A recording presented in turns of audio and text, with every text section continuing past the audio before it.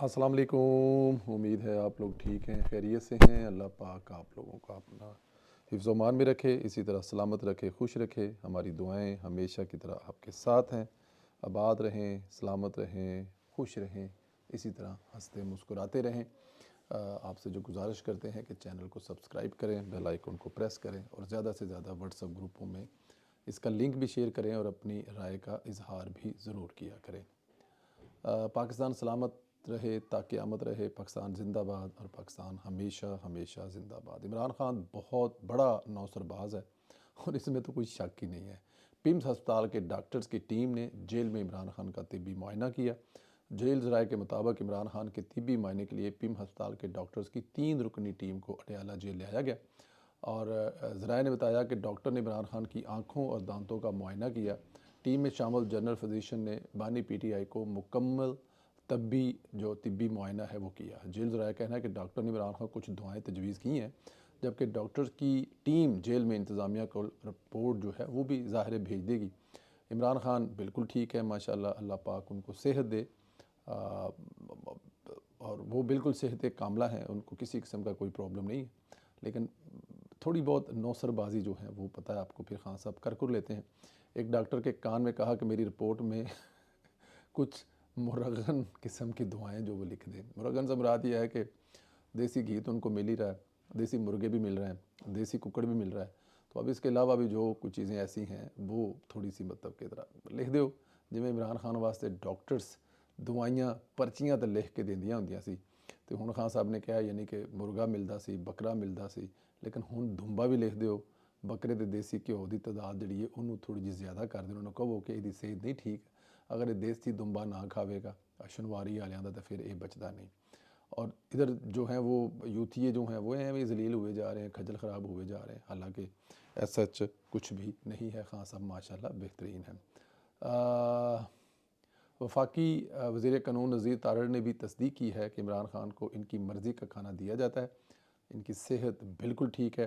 वज़ीर कानून आज़म नज़ीर तारड़ ने कहा है कि जेल सुप्रीडेंट का इख्तियार होता है कि रवैये को देखते हुए मुलाकात तय करे, वफाक का इख्तियार नहीं कि वो इनको हदायत दे। आज़म नज़ीर ने कहा है कि स्पीकर कौमी असम्बली को इमरान खान से मुतल्लिक़ रिपोर्ट दी गई है, इनको इनकी मर्ज़ी का खाना दिया जाता है, सहूलियात मिलती हैं, इनकी सेहत ठीक है, हर हफ्ते इनकी अहलिया से मुलाकात कराई जाती है। इनका कहना था कि मुजरमों को जेल में मैनुअल मना करता है कि वो सियासी मामलात को डिस्कस करें। ये मामला अदालत और जेल इंतज़ामिया के दरमियान है, मैं इस पर रिपोर्ट पेश कर दूँगा। मतलब उन्होंने कहा जी कि ये जो कहा जाता है ना कि मतलब कि हुकूमत को इतराज़ है कि आप सियासी मामलात पर गुफ्तगू करें और वो बाहर आए और इंतशार, तो वो जेल मैनुअल में भी ऐसा है, जब आपकी फ़ैमिली से मुलाकात होती है तो उनके ज़रिए ऐसी चीज़ें ना की जाएँ या ऐसे शोर शराबे ना किए जाएँ, और ख़ास तौर पर ऐसी ट्वीट्स और ख़ास तौर पर ऐसा बयानिया जो आप मतलब कि पाकिस्तान को तोड़ने की बातें करें, अंदर से बैठकर आप मतलब कि बांग्लादेश बनने की बातें करें, 1971 के वाक़यात सुनाएं और अपने रोल मॉडल। वैसे खान साहब का एक वादा है वैसे कि भई जिसको पीछे पड़ते हैं, जिसका नाम लेते हैं, उसका लिए हमेशा के लिए बेड़ा गर्क कर देते हैं। अब देखें शेख वो जो मुजीब साहब थे, वो हसीना वाजिद के वालिद साहब, वो हीरो थे, बबाए कौम थे, क्या हाल कर दिया उनका, बेड़ा गर्क कर दिया उनको। मेरा ख्याल है किसी जोगा नहीं छड़ा खान साहब ने, सिर्फ़ और सिर्फ इसलिए कि उसका नाम ले लेकर लगे रहे हैं, उसका भी बेड़ा गर्क कर दिया है।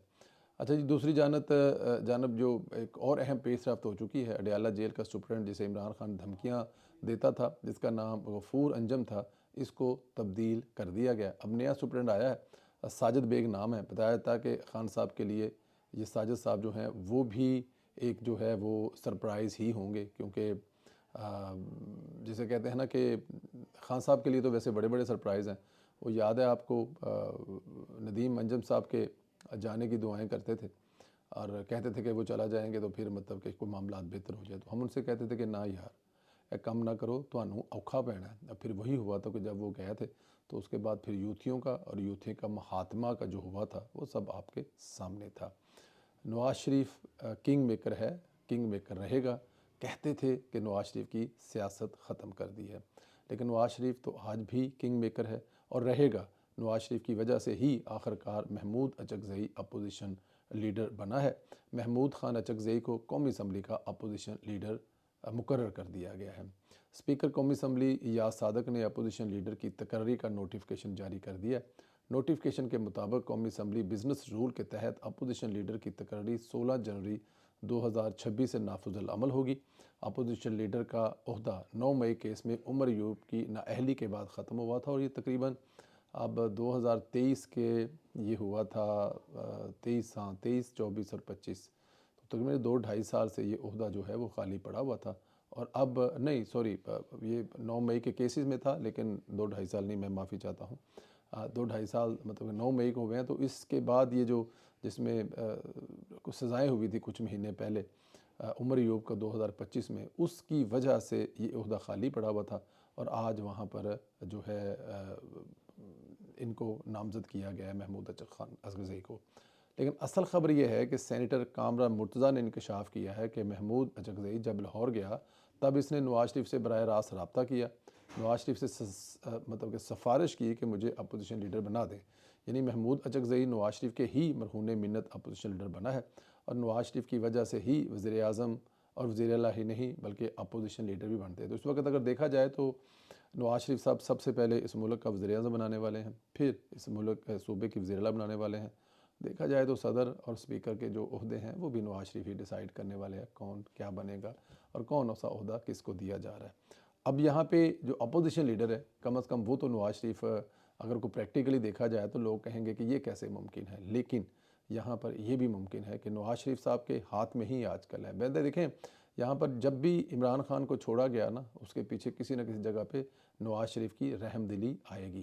یہ عمران ریاض صاحب بڑی بڑی باتیں کرتے ہیں، سننے میں آیا تھا کہ ان کی رہائی میں بھی نواز شریف صاحب کا بڑا کردار تھا، اور انہوں نے کہا تھا کہ چلیں چھوڑیں، مطلب یہ جو ہوا اس کے ساتھ نہیں ہونا چاہیے۔ تو نواز شریف کا جو بڑا ظرف ہے کہ کئی مثالیں ہیں، لیکن آج یہ والی جو مثال ہے کہ جو اچکزئی صاحب ہیں وہ پرانے دوستوں میں سے ہیں، پرانے سیاستدان بھی ہیں، اور میاں صاحب کے ساتھ بڑی دیر سے ان کے تعلقات ہیں، اور وہ ایک لمبی سیاست ظاہر کر رہے ہیں، اور میاں محمد نواز شریف صاحب بھی ایک لمبی سیاست کر رہے ہیں، 40 سال سے سیاست کر رہے ہیں۔ تو جب ان سے رابطہ کیا ہوگا، لاہور آئے تھے، لاہور اس سے پہلے جب اچکزئی صاحب آیا کرتے تھے تو بڑا نام ہوتا تھا کہ محمود خان اچکزئی جو ہے وہ نواز شریف سے ملنے کے لیے جاتی عمرہ گیا، کیا مطلب شان و شوکت ہوتی تھی، رسپیکٹ اور پروٹوکول ہوتا تھا، لیکن اب ایسا نہیں ہوا۔ ایک اور جو مطلب ظاہر ہے میں لاہور میں ہوں تو ہر گزرتے دن کے ساتھ مجھے جہاں بہت ساری چیزیں سننے کو ملتی ہیں تو وہاں پہ مریم نواز کے حوالے سے بھی بہت کچھ ملتا ہے۔ امجد حفیظ صاحب سے ہماری جو ہو رہی تھی بات، تو ان سے جب بات ہوئی تو ہماری انہوں نے بہت ساری چیزیں بتائی، تو مجھے جو ایک لسٹ دی انہوں نے، اس میں 184 منصوبے تھے جو حکومت جو ہے وہ پنجاب حکومت بنا رہی ہے۔ اس میں ایک بڑے مزے کا منصوبہ تھا ہسپتال۔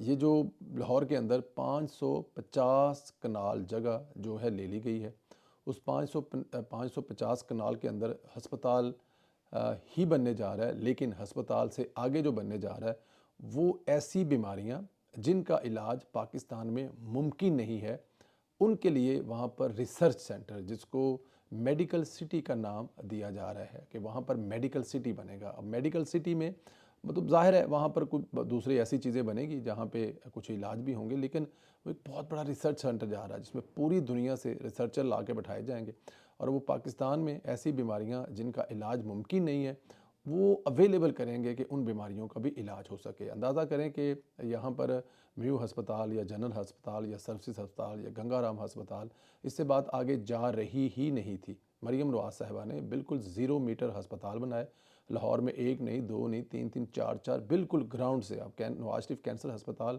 جس کا رقبہ جو ہے وہ کوئی 300-350 کنال پر ہے، اور پھر اس کے بعد 72 ارب روپے کی کاسٹ سے وہ ہسپتال بنا ہے، اور اس میں 915 بیڈ ہوں گے، اور اس میں 4 جو ہے آپریشن تھیٹر بچوں کے لیے ہوں گے، اور اس کے علاوہ وہ ظاہر ہے اب ہم نے اس کو وزٹ کیا تو ہمیں اس کی ایک ایک چیز کا پتہ ہے۔